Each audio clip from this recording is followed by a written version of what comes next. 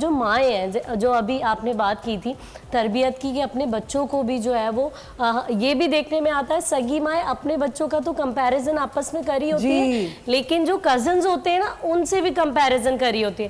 وہ فلاں کا بیٹا دیکھو کیسا کرتا ہے، تم تو ایسا کر ہی نہیں سکتے ہو. کبھی اپنی بیٹی سے کسی کزن کا کمپیریزن کرتی ہیں.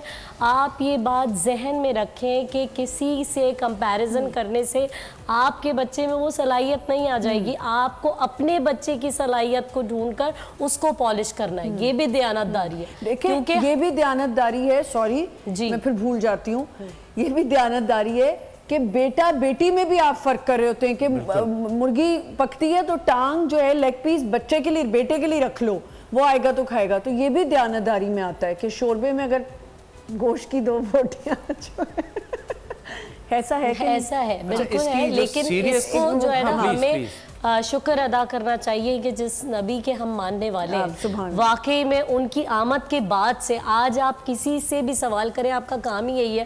آپ کو 100 میں سے مجھے ایسا لگتا ہے 98% مردوں سے آپ سوال کریں کہ آپ اپنے بیٹے سے زیادہ پیار کرتے ہیں یا بیٹی سے، تو 98% جو ہے مرد حضرات آپ کو یہی کہیں گے کہ ہم اپنی بیٹی سے. یہ بھی ان کی آمد کا احسان ہے، یہ ان کا احسان ہے.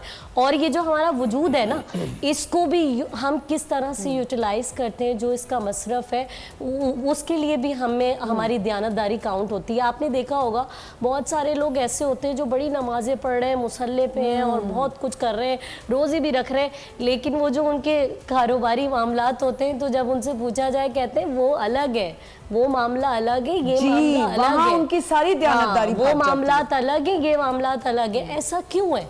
میں ان سے کہتی ہوں کہ جو اللہ آپ کی نمازوں کے لیے، آپ کے روزوں کے لیے جو اکاؤنٹیبلٹی پروردگار رکھتا ہے، وہی اللہ آپ سے آپ کے ان تمام معاملات کے لیے جواب دے، آپ سے سوال کرے گا. آپ کو جواب دینا اپنے رب کی بارگاہ میں. اور وہ بات جو میں پہلے کر رہی تھی، جو رہ گئی تھی، کہ ہم اپنے کام کو صحیح سے انجام نہیں دیتے، ہمیں دوسروں کی پرواہ ہوتی ہے کہ وہ فلاں تو اپنا کام صحیح سے کر نہیں رہا. حضرت موسیٰ کلیم اللہ ہے، خدا سے کلام کرنے والے، اللہ سے باتیں کرنے والے، اللہ کے محبوب نبی ہیں علیہ السلام.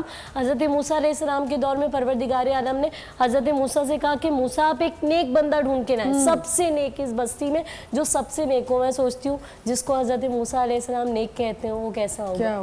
بلا کے لائے، جب اس بندے کو لے کر آئے تو اس بندے کے سپرد پروردگار عالم نے یہ کام کیا کہ خدا نے کہا کہ اس سے کہو کہ ایک بد بندہ ڈھونڈ کے لائے جو سب سے زیادہ گناہگار ہو اس بستی کے اندر. وہ شخص گیا اور ہاتھ جوڑ کے کہتا ہے حضرت موسیٰ سے کہ میں یہ کام نہیں کر سکتا کہ میں کسی کو ڈھونڈوں، کسی کے گناہوں کو دیکھوں اور ڈھونڈوں، میں نہیں. حضرت موسیٰ نے کہا نہیں، رب کا حکم ہے، تمہیں کرنا ہے. اس نے 3 دن کی مہلت مانگی اور 3 دن کے بعد جب آیا حضرت موسیٰ کی بارگاہ میں، ہم رشک کریں کہ ہم کن ہستیوں کے ماننے والے ہیں اور کس طرح کے میسیجز ہمیں دیتے ہیں. اپنے گلے میں ہی رسی باندھی ہوئی تھی اور وہ دست مبارک کے حضرت موسیٰ کریم اللہ میں دے دی اور کہا کہ میں لوگوں کو دیکھتا تو رہا لیکن مجھے ان کے گناہوں پہ شک تھا، اپنے آپ پہ تو مجھے یقین تھا، سب سے زیادہ گناہگار تو مجھے میں لگتا ہوں. تو خدا نے کہا اسی عاجزی کی وجہ سے یہ آج اپنے رب کی بارگاہ میں اس کا یہ مقام. Very nice, very nice.